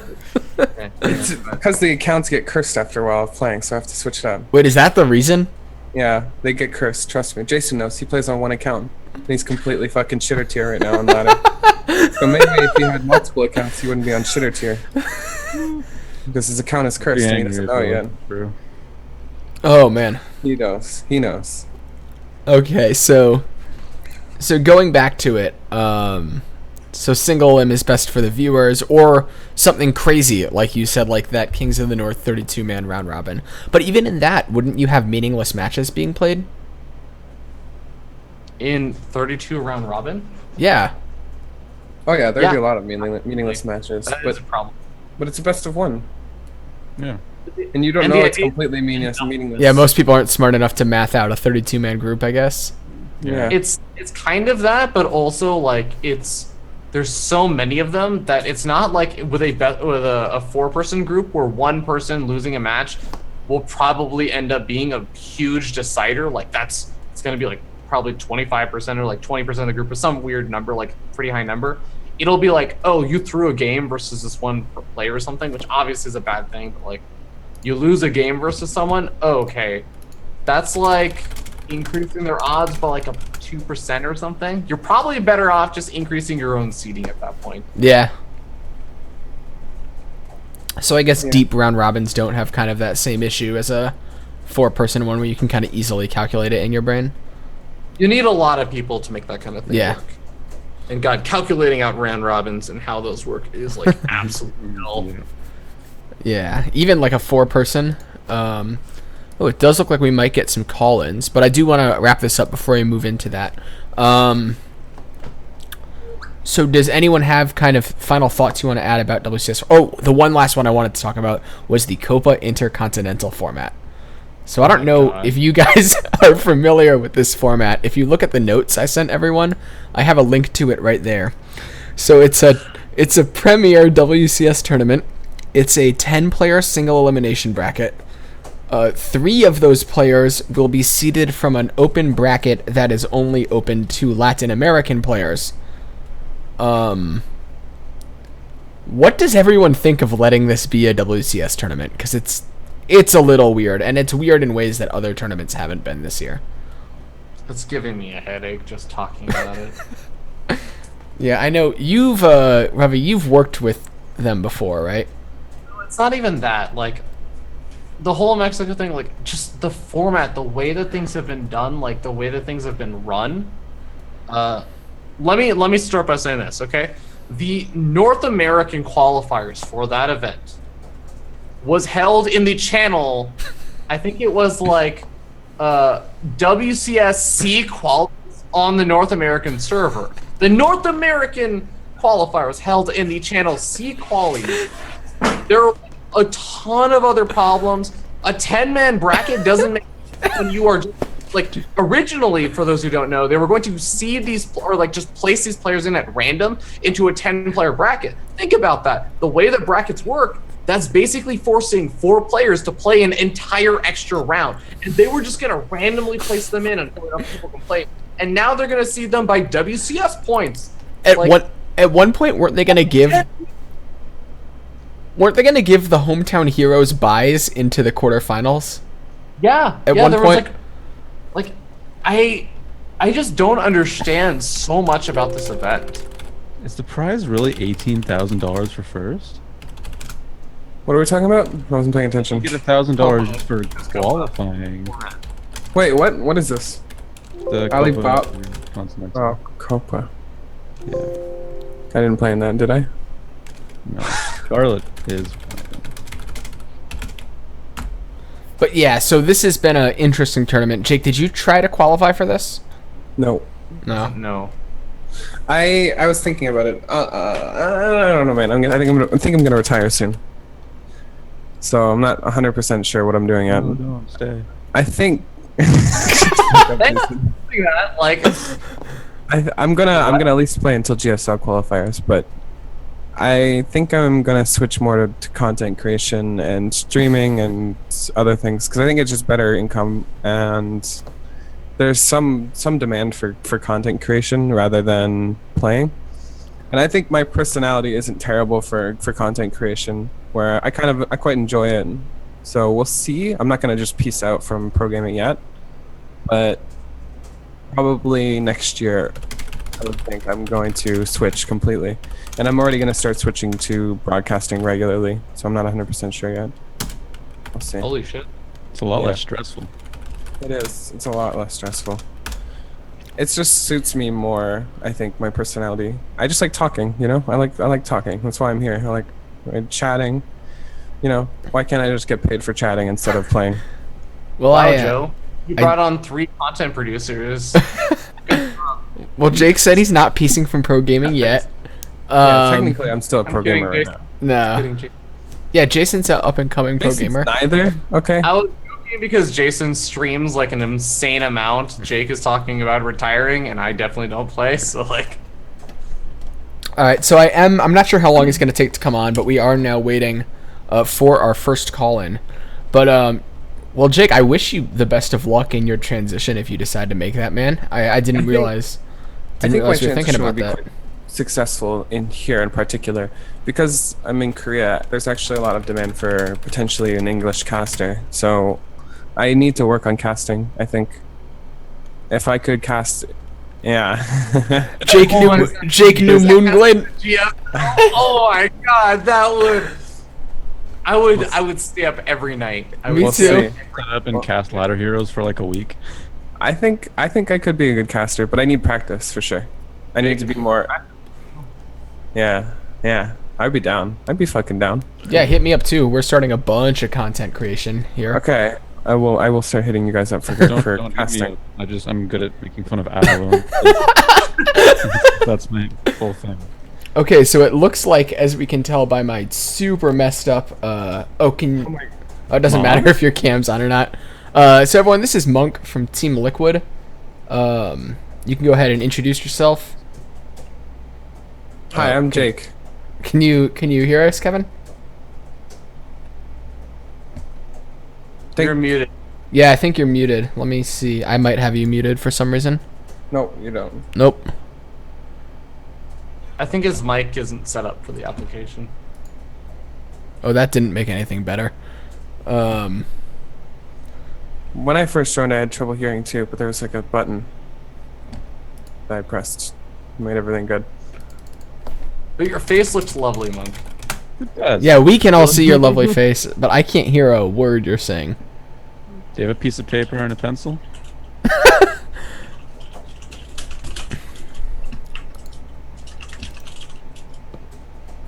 I really wish I could lip read. Yeah. Wow. You know, we really don't need his voice. We could just put his face on the stream. You know, that's what we really need. Yeah, but Actually, it takes- yo, Kevin, it's showing I'll get me more- that you don't even have a mic hooked up. Do you maybe have like a mic open in another program that's taking exclusive control? You know, Irony here, Joe, is that you're asking him a question, but he can't respond to you. Yeah, I know. I'm hoping something I say lands, you know? the overlay is triggering me. It's super hard. Yeah, I'm not sure the best way to deal with this overlay situation. So, It's true. Monk, if Right. you go to your task tray and open, Is that right click fine? on. Oh, yeah. Mom? What's up, Did you guys? call him mom? Hey. Robbie, is this your mother? Yes. Can't you tell by my skin color and his skin color? Oh, that's a little racist, Robbie. Well, I mean, you both look cute, and I think that's what he was going for. Yeah, I wasn't talking about skin color, Robbie. Come Thank on. you very much. Wow. Thank you very much. We're definitely the two cutest people here. I would agree with Ha! Jason looks pretty cute, though. I think right now he's like hat Oh, on, so God, don't say that. look, but All right, am I on? I can't. Yeah, you're good. You're good. Hey, Monk. Yeah, sorry. Go ahead. All right, what's up, guys? Hey, it's Monk, and thank you for having me on your first show ever. I'm honored. Thank you for coming on. Yeah, and since it's like I looked in your Reddit thread and I noticed that you mostly were having a lot of NA guests, so I thought I would ask an NA-based question. Yeah, shoot. Yeah, so there's this thread on Reddit recently made by EA Buildings. Are you guys familiar with that thread? So I actually have that in the show notes, and I wanted to talk about it. And then we really? started late, and we were a little bit behind, so I dropped it. So I'm actually super glad you had that. So go ahead and ask your question. Sorry, I was just geeking out there. So basically, I want to just like introduce some discussion about this thread. Do you think that there needs to be more support of like amateur tournaments, or like do you think they're entitled, or do you think they get as much support as they deserve? I don't know. What's everyone's take on this? I haven't read the thread, but support is very vague. I personally don't know if every tournament is entitled to financial support, but I do believe that every tournament is entitled to exposure. Like, I really think that all the people that are setting up these tournaments don't necessarily expect financial gain or financial repercussion, I guess would be a good word. But they do expect some sort of exposure. They expect players, for sure, right? So in terms of support, if Blizzard had an exposure system for tournaments, that would be amazing. If they had something in the in-game client, that would be fucking awesome if you could just see a calendar in-game. You'd be like, oh, fucking $10 tournament coming up. Let me sign up. I'm beyond. Fuck it. Sign up for the $5 one. Sign up for this $1.50 one. Sign up for all of them. But like, you know what I mean? So in terms of exposure, I think tournaments definitely deserve. They have a right to exposure. But financial gain or financial, just, you know, like anything financial, I'm not sure. But I do believe some tournaments do deserve financial, but you know, there's like a line. Like I believe Ravi is above that line for like ladder heroes, but like there's very specifics, you know, a lot of specifics for financial. Whereas any tournament deserves exposure, I think. Cool. Jason, what are your thoughts on? I mean, you're a guy that I would say probably recently crossed from that amateur to semi-pro level, like pretty recently, I think it's fair to say. What are your thoughts on kind of should we be supporting this amateur scene? Is the correct way to support it financial or something else? Yeah, I kind of agree with Jake. I don't know about financially if we can do anything there, but like definitely like Spotlight. Like we have the streamer Spotlight. I wouldn't be disappointed to see like these things popping up in the Battle.net browser. Yeah. Type thing. I mean, we talked about it a bit at the beginning. Like, I mean, Jake's already joked about it, but like these tournaments get a lot of signups from all these like amazing players like Beyond. I mean, I don't know. Like, I always thought about drawing a line between allowing like GSL and WCS players in like the smaller like $10 tournaments, but I don't think you can really say no to that either. I feel like when we because I've seen some tournament organizers, like I guess Volts is like newer for tournament organizers, where they kind of try and limit the skill level to like not crazy. But I feel like when those happen, we see a low number of signups for some reason, and I don't know why. I don't know if it's exposure or if just people below that level don't feel like they want to participate or feel like they have a chance or something. I really don't know why. Maybe a bit of not knowing about it because I've never heard of these Right. lower level things. So I think exposure. Yeah. Episode had breaking out, which also did a similar thing of limiting it, but wasn't quite as nearly as limiting as Volts's. It was just like if you're a well-known name, it wouldn't let you in. I would on average get like 6 people to 8 people signing up. Yeah. Yeah. I And I would really don't know if worry- that's exposure related or what. Yeah. It's really hard. Like part of it is exposure, but also okay, even for like Cheers for Gaming and stuff, like or you know, Base Street TV does like used to do Cheers for Gaming or like Corsair Cups and stuff.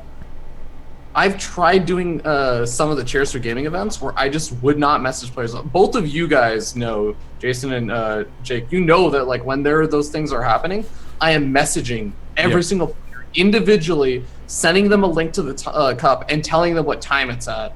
And I'll sometimes do that multiple times for a single cup, just to, like remind you that it's starting. And if I don't do that, You'll get sometimes Bly. yeah, we'll get Bly. Like somewhere around like the 30 to 50 range, they go down to like the 15 range. Yeah. Yeah, but the problem with having all those people sign up is 90% of the time they won't check in. Anyways. Oh yeah. No, I'm talking about like it goes from like the number of check-ins being like around 12 to like 18 players from what it would otherwise be around like 30 to 50 players. Yeah, there's just not enough exposure. Like, we don't know about these tournaments until you message us. And even if we do, if it's too far away, it's like not 100% certain because Yep. our schedules as pro gamers is very, very vague and like, I don't know. Like if someone were to tell me in like a week, oh, hey, you want to do a talk show at like 7 a.m. I'm not 100% sure if there's no major tournament at 7 a.m., so I'm not 100% sure if I can tell them, you know, but I commit to some things, you know, because I like talking. Thank you, Jake. At the same time, though, like I will also say there have been multiple events that I have run in the past where it's not always like I'm not sure whether this is going to be a thing. It's oh sorry I overslept or oh sorry I just realized classes starting that day. I'm like you definitely knew classes were starting on that day about a year ago. Like there's been lots of other like reasons why no shows happen. But, like I guess going back to your original point, like the whole I don't know. I have really strong opinions on the word deserve. I think it's a really, really unhealthy thing to ever expect anything extra beyond like what you kind of earn for yourself. Yeah, I think most of these people are getting into it not expecting anything, right? Like I don't think. I don't know. Nobody uses it as their. The one thing I do believe tournament organizers expect is players, and I think that's the one thing that most tournament. But even that, like, I mean, like, so Ravi and I can both talk about this at length. Like, we grind out getting players for our events. Like, when I'm running a Cheesadelphia, I can't tell you how many people. Like, I know certain people are just gonna show up, right? But, like, past that number, like, if I didn't harass and bother people and make ads on Reddit, like, once a week, and make, like, bumping my Team Liquid threads and all that stuff, I would probably get, like, 30 signups as opposed to 60. Yeah, and there's an onus on, like, the actual organizer creating a format that's enticing to players. Jake, if I told you, hey, Jake, I'm running a $25 weekly event, it's a quadruple elimination, you gotta eliminate all your opponents 4 times. And then like your matches are at this day and this time, and then like your second matches the best are. of 7, by the way, too, for $25. Like, do you want to sign up? Like, no, you're gonna be like, hell no, I don't know, I'm not interested in that. Like, and that's part of the problem I feel like most tournaments like have run into right now is that all these formats, even like a lot of the weeklies, they're the exact same thing over and over and over again. And if you have people like True and Hydra and like a lot of these other people signing up, Yeah. there is no like enticement. That's like my That's biggest. all the tournament organizers.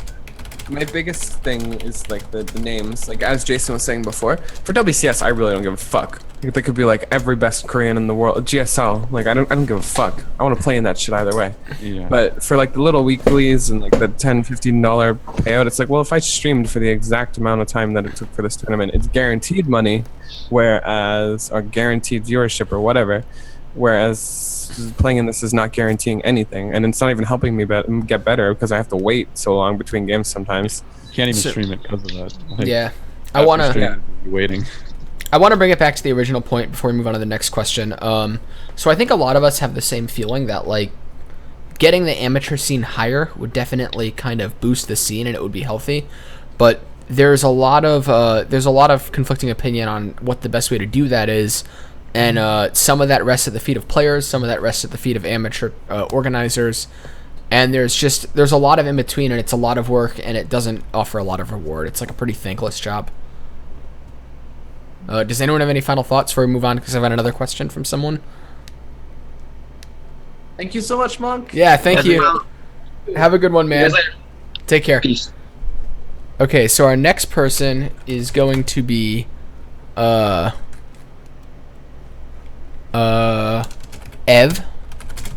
And Ev has a question. I'm going to let him ask it.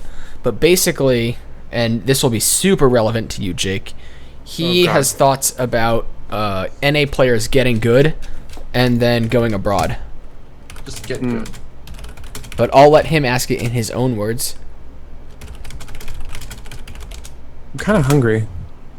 Yeah, we're just wrapping up. We have one more question after this, and then I will allow you to go free and eat, Jake. Oh shit, Master's allowing me to go eat after we're done. Not yet. Ravi, what are you doing right now? You looking at your fucking phone? That's so disrespectful. We fucking invite you. We invite you to this talk show. Wait, did you say don't we? Give us Like me? I showed up on time. Yeah, I showed up. I showed up on time. We started at 7:01. I started at fucking 6:50 something. Okay, I was on time, motherfucker. Don't give me that shit. Don't give me that shit. I know when I set my alarm. Early is this on morning. time. On time is late. Anything else is unacceptable. By the way, Buildings in the chat while Joe is getting the next caller on, saying that one of the main points of his post was that like viewers need to step up to the plate, and tournament organizers are doing a great job. I actually okay, on the whole topic of like deserving something, it's really, really hard to just say like someone deserves something, because like whenever people say like such and such person deserves no viewers, it's like no, that person is not getting viewers because they're doing something wrong. Like Whoa. they aren't. Oh, wait a minute. Ev is EJK. Yeah, I changed my name. You just got trolled. Okay, what's up, EJK? So you can ask your question. I kind of already gave him a rundown, but you can ask it in your own words. All right, so basically, anyone who gets good at NA leaves. I mean, look at No Regret. Became a god, and then he went to Korea. So, and this has been happening for a long time too. So I was just wondering, is that something that we should continue encouraging? Like so far, I don't think it's really had too much negative Well, I think that's up for you guys to decide. But is there like a lot more negative consequences for that happening, or should that be something that we should? I think it's literally good for everyone. It's good for the NA scene, and it's good for the players themselves. Like, if someone really good moves away from NA, it doesn't affect you guys negatively. Like, it's like, oh, well, this person, maybe I won't have to deal with them so much in qualifiers, or maybe they'll have 300 ping for me to play against I them. haven't had to watch Jake replays in like 10 years. So. Yeah, it's good shit for them. Like, they don't mind. Well, like for and all the other players, all the players who got left behind in the dust, I mean, they no longer have that top level player that they can ever practice against. That's like one less good player. To some extent, I agree with you, but at the same time, I think you can switch to Europe ladder if you really wanted that problem, and there's still very good players on NA. That's not Like, always if you're true. Sitting at, Like the Midwestern that's- people, like the Canes Motherfucker, of the deal world. with it. Europe, Eastern Canadians can play on EU very easily. Western Canadians can play on fucking Korea. Don't And give the me that. the Midwesterners are stuck. Like the guy that I think of is Well, the Kane, fuck the Midwesterners, right? Who Like Kane plays had for the Midwest? unplayable ping on EU and Yeah, Korea, like, he and did that made still, it He still did really well in NA. You don't right. need, But he kind of dropped off once he went home and was living in NA. He like went from being Yeah, like but a that's round of 8 not- WCS player that's to not because being. of his ethics as a player, not because of his like practice environment, like So on the ladder. Part of my question, I also meant to include kind of EU, like moving away just from the NA server or just the NA scene itself. Like, you're an NA player and you start playing on Europe for better practice. That was kind of part of the. I think if that's everyone played on NA, it would be good. It would be good, yeah. But I think that's unrealistic. You know what Prisoner's Players dilemma. Yeah. Play on EU. I mean? Yeah. Do you So, think there I- could be a kind of incentive system to get people to play on North America though? Like this ladder, Like- if there was like a ladder heroes thing or, Or like something, where you like could maybe a play- challenger. I'm You trying have to to think. have a point-based system for that, though. Yeah. Oh yeah. We should ask Robert. So bummer. I Robert, think Robert could help us. email him, please. I think I think it's good for us that people move. Like, for example, I watch Neeb play every day, and it's insane what he does. Like, insane. I couldn't even imagine what, like, his practice here is insanely different than in NA. Like, could you maybe like go into a little bit detail? he 'Cause, like- practices like 14 hours a day, and he So- practices with Kesper players. Like, practice games 90% of the time. So Oh. Neeb is gonna ascend to god level, I believe, soon. Isn't he But, already? Yeah, do but you he, think? Do you think that there's like a bit of a polarization because of the way that North Americans end up playing, where 90%, actually like 98% of North Americans that play StarCraft at a competitive level are basically part-time and in school or working jobs, and the people who end up leaving, generally the people who are like, all right, I'm all in, and they go fully all in. You don't want to just like go half all in, so like I'm full-time now, but I'm living in North America, like still spending my time here. yeah. If you, the reason why I moved actually is because I had the dilemma of paying rent. So I was like, if I'm gonna pay rent, why the fuck would I pay it in Canada when I can pay the same amount in Korea, right? It literally makes no sense to live in Canada and pay rent here, and then like I could pay the same amount in Korea, maybe even cheaper. It's actually cheaper to live here than Canada. So the only thing I have to pay is my flight, which isn't actually that much, especially if I have support from my team. So I guess that Um, pretty much answers my question. It's kind of, I was wondering if there'd be time for follow-up. I understand that it's been going on for a while. I've been watching from the beginning, so I'd understand if there's no. Yeah. So we're waiting for our next guy to come in. Until he gets here, have at it. Oh, okay. So the follow-up to that would be, so like if everyone's moving, like quote unquote, everyone is moving out of the NA scene, then what really is left for the people who are actually still in the NA scene? Like, I mean, it's is there good for. really? A power vacuum for those that try hard, right? I think That's what it seems like, and it's like, do you really want to try to make the NA scene as good as like the European scene, or should we take it in a different direction because of the unique The NA characteristics? scene isn't even that bad. Like, you're talking about, like, the people who leave NA don't literally leave NA. They're still North American players. I mean, like, like leave the NA Neeb- ladder presence. Neeb Kind is NA. The You know, counterpoint to Scarlet that is is an A. you're getting other players like True and Hydra and Polt and Violet are still here. Right. Like, Technically, those players aren't from North America. All right. I mean, like someone who like you'll see on ladder from time to time, or like you'll see in tournaments. You don't really see any of those guys in like smaller You- things. They got and Hydra. All right, but EJK, we do have to move on, so I'll let Ravi finish that answer, and then we'll move on to the final question. All I was gonna say is that like you don't see Polt or Hydra on the ladder that much, but you see True. True has been grinding like a madman. Hydra, I think he moved back to Korea, so that's another story. All right. Well, There's still a lot of NA ladder activity, so like you're not capped by your ladder, I don't think, by any means. And even if you were one of the top players, you're still not capped by the ladder. Like I don't think True gets absolutely nothing by practicing on NA. Like he still gets the diverse kind of practice, and you also get knowledge about everyone you're playing against. Yeah. Like I feel like when I was playing in NA, my skill level against NA players is. I've been living in Korea for a long time, so now it's like when I come to NA, it's totally different aspect. Like everyone becoming plays totally differently. all right. Well, Like, thank you for your question, Evan. We do have Yeah, to no move on to our problem. Thanks final for one, having and take care. good luck. Love you. Good luck. Bye, Evan. All right. So our final guest today is going to be, or question and ask rather, is going to be Carter. Can you hear us? Yeah, I can hear you guys. Can you hear me? Yep. So go ahead and ask your question. First off, I just want to thank you guys because I don't know why the heck there hasn't been any talk shows for StarCraft lately. It's made me really upset. So it's cool to see you guys are willing to hang out, have a good time, chat about the scene. I blame Robbie. Yeah, I blame Jake because where's that Skype memes, Jake? Dog, you need to calm down. Why isn't my job? Okay, soon. We'll have a soon.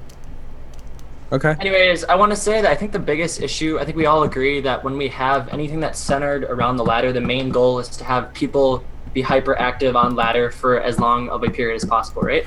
Are you a GM player, right? I feel like I recognize you. No, yeah, I'm just a lowly GM. So I thought it was Okay. interesting hearing you guys talk just about incentives to play in smaller tournaments. I kind of want to talk about that too, but yeah. But isn't that the goal mainly? Of I personally agree with you. I think ladder is all about activity, not about fucking prestige or ranking. Which is Yeah. kind of why I agree that MMR system is really silly because it just promotes the deactive. Like it's really deactive compared to the old system where you could have made it more active. Like it was very easy to make it more active, Right. but they decided not to. And they opted for a more prestigious level, like League of Legends has, where it's like, oh, this guy's so good. He's 10-1.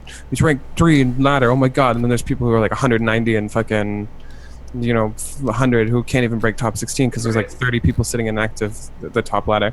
I think I was ranked like 45 or something on KRGM before the ladder change, and now I'm ranked like 90 because there's just like 40 inactive accounts way ahead of me that it's Right. like really inflated the activity. I don't know. It's just So I think there's two things. I think they have to fix Contender League because there's currently people literally sitting in there with one game played.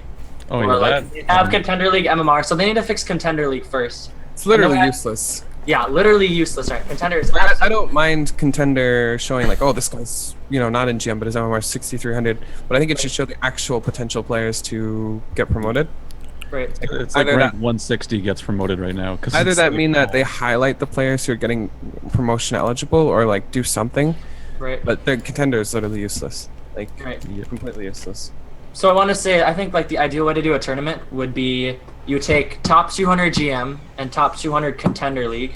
Those obviously Contender would have to be fixed first, and then they reset the ladder. They have like a separate ladder that's just for those 400 for Challenger. Everyone starts from point 0, and it's 1 month. Everyone starts at 0, and you go, and then you see essentially how many. Because I feel like at that point, I think the biggest issue is people are way too entrenched with I their always current- wondered how it would be if something like that happened where no one had any MMR at Right. all. You just Everyone start from started at point 0 points, Yep. at 0 MMR.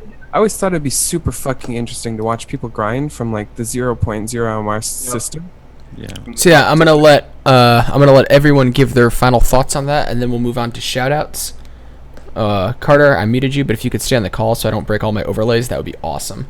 I think personally, I think that would be fucking cool. I'm not gonna say that it would be the best for Challenger or I think Challenger would would take a long time. It would take a lot of commitment from players, which is cool. I personally like that, but not everyone can actually dedicate that much time. I honestly think it would be so interesting to see like just top 200 with no MMR, no points, just grind it out for like a couple weeks and see the top 16. I think it would look very different. Like there would be some insane win rates, and I don't know, it'd just be very interesting. There'd be a lot of diversity. Whereas like right now, it's like, oh, you're gonna lose 48 points if you if you lose to someone like Jason on ladder. I completely understand why they hit MMR now, because that like negative 50 for a loss, like. Dude, how does MMR? Where is the cap for loss of MMR? I've lost like 90. Like, I've seen like 100 90. something. Yeah, I mean it's based off Elo, so like theoretically there's no cap, unfortunately. Oh, dear God. But anyways, we do have to wrap things up here, guys. Thank you everyone for coming on. I'm sorry to cut things a little short, but Ravi, I'll let you start with your shout outs, your sign off. Tell us where we can find you.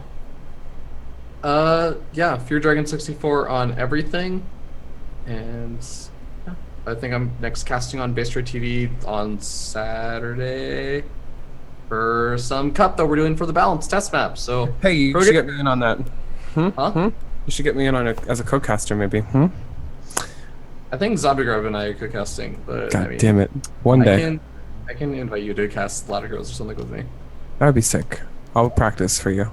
I'd watch that. And Jake, where can we find you? What's your next big showing? I wanna give a huge shout out to my Twitter. Let me find it. It's Fear Dragon 64. I tweet a lot about things and stuff. Aren't you sure? Fear Dragon 69. Here was one of my more recent tweets. Esports has taught me sleep schedules. I don't know how that actually happens. It's the most ridiculous thing I've ever tweeted, but it's whatever. Go ahead and follow me there. Okay. Jason, do you have any shout outs? Where can people find you on your stream? What time do you stream at, etc., etc.? Sure, man. First, shout out to Cray Squad Gaming. Those guys are Cray Squad on Twitter. And I stream on Twitch, Juggernaut Jason. I'm better than Avalo, so watch me. That's pretty much the whole meme. I'm going to be streaming like an hour from now if anybody's interested, but yeah. Thanks for having me on, man. Appreciate it. You're better than Avila. Why do you have so few viewers? I know, man. Compared to him. What's that about? Thank I you, don't play Mac. Joe, for having us on. Yeah, Amazing. thank you so much everyone for watching. I'm NSG Joe. You can find me on Twitter at NSG Joe. It's right there in the overlay. If you want to support us, you can go and follow Nerd Street Gamers on Twitter. We do all these awesome events. We do this talk show. We've got some cool stuff coming up. We're going to have some online cups in September. We're doing an $1,000 tournament for Stream.me that Jake is actually playing in, and Jason is too. Half the call here is playing in that. Hey, thanks for giving me Neeb. Yeah. Thanks for not giving me Fucking... I'm like, oh yeah, you should invite Alex. Alex would be great for the tournament. You fucking put him right in. John, Okay, I didn't put him anywhere. Jon Snow dropped out, and Neeb was the replacement. Fucking Jon Snow, that cuck piece of shit. I don't have a word with him. Jesus Christ. A long ass word with Your him. best chance of winning against anyone was if you stream. You know what? I'm just gonna unplug his computer. Yeah, just Come on. unplug his. Yeah. Wait till Actually, no. You know what? We tried that at Kings of the North. You actually are still winning. Fuck. All right, guys, but that's going to be it for us here. Thank you so much, everyone, for joining us. I had a lot of fun. I hope you guys did too, and we'll be back at this time next week, Wednesday, 1800 EDT. Thanks for watching. Love you guys. PogChamp. Had to get the last word, didn't you? Huh? Of course I did. Fuck you. They can still hear everything you guys are saying. Oh, So Total Snakes. Jake, you're the best. thanks, buddy. You're beautiful. Beautiful. Beautiful. I'm the Kings of the North. I'll pay like $10 for your point ticket.